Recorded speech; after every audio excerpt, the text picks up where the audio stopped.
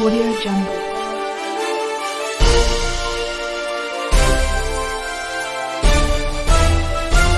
Audio Jungle.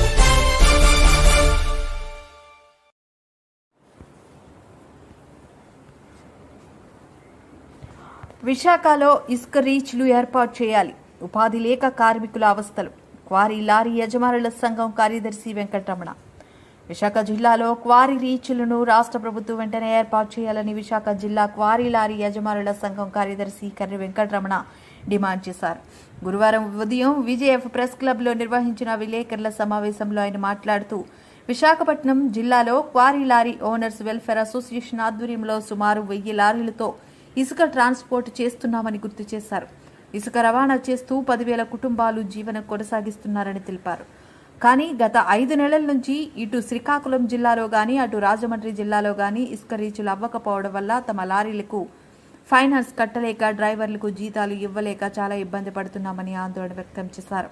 ఉపాధ్యక్షులు బొట్ట సురేష్, కొయ్య శ్రీను, సంయుక్త కార్యదర్శులు Srinivasarao, Bhaskarrao, Visakhapatnam lorry operators welfare association కార్యదర్శి కె అర్జున్రావు, కార్యదర్శి కోరాడ శ్రీను, కోశాధికారి Reddy Sriramulu, Manikanta, lorry owners association అధ్యక్షుడు బి రాంబాబు, కార్యదర్శి ఎస్ జగ్గారావు తదితరులు పాల్గొన్నారు.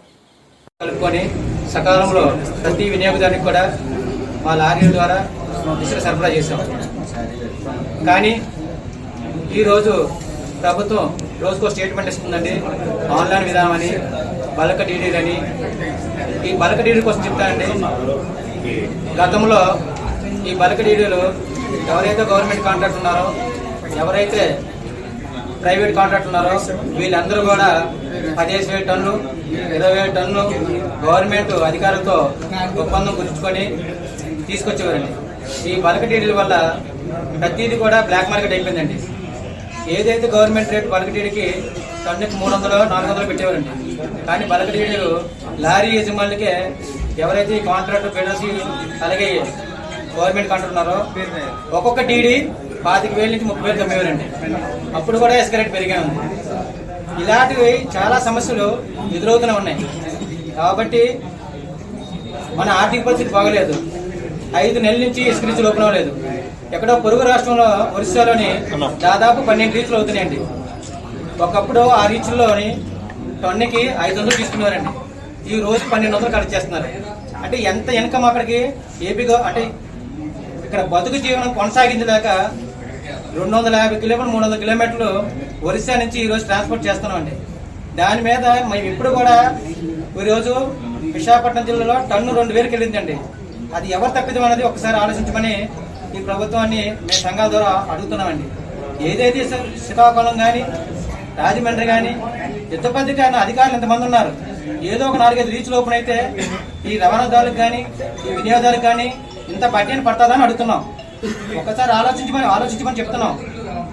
కాబట్టి మేము చాలా ఇబ్బందుల్లో ఉన్నామండి. ఇప్పటికైనా మన సంపద అంతా కూడా పొరుగు రాష్ట్రాలకు పోకుండా ఈ రోజు ఒరిస్సాలోనే ఒక బండికి 40,000 ఆశీర్దిస్తున్నారు.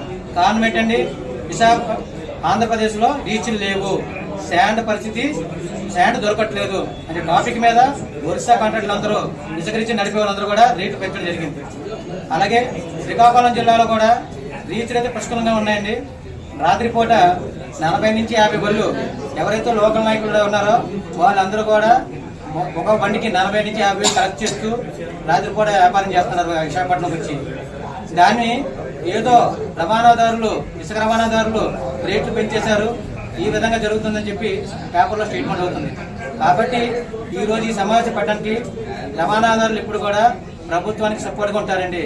ప్రభుత్వం ఏదైతే నిర్ణయించిందో మేము ఒకటే కోరుకుంటున్నాం, ఇసుక రీచ్లు త్వరితగతిన ఓపెన్ చేసి అక్కడ టన్నుకి ఏదైతే గత గవర్నమెంట్ 475 పెట్టింది, మేము 5-10 వేసుకొని రవాణా చేరుతో 1000 రూపాయలు టన్నుకి వేసేవారు. అలాగే ఈ ప్రభుత్వం కూడా రవాణాదారుని వినియోగదారుని కొంచెం దృష్టిలో పెట్టుకొని ఇసుక రీచ్లు త్వరితగతిన ఓపెన్ చేసి టన్నుకి ఇసుక రీచ్లు ఎంతైతే పెడతారో పెట్టి రేటు పెట్టి అక్కడ వేబ్రిడ్జ్లు పెట్టి లారీకి ఎంత పరిమితి ఉందో ఆ టన్నే చేసి లారీ యజమానుల్ని అలాగే వినియోగదారులని కాపాడవలసిందిగా ఈ ప్రభుత్వాన్ని ఈ లారీ యజమానుల ద్వారా సంఘాల ద్వారా మనస్ఫూర్తిగా వేడుకుంటున్నామండి.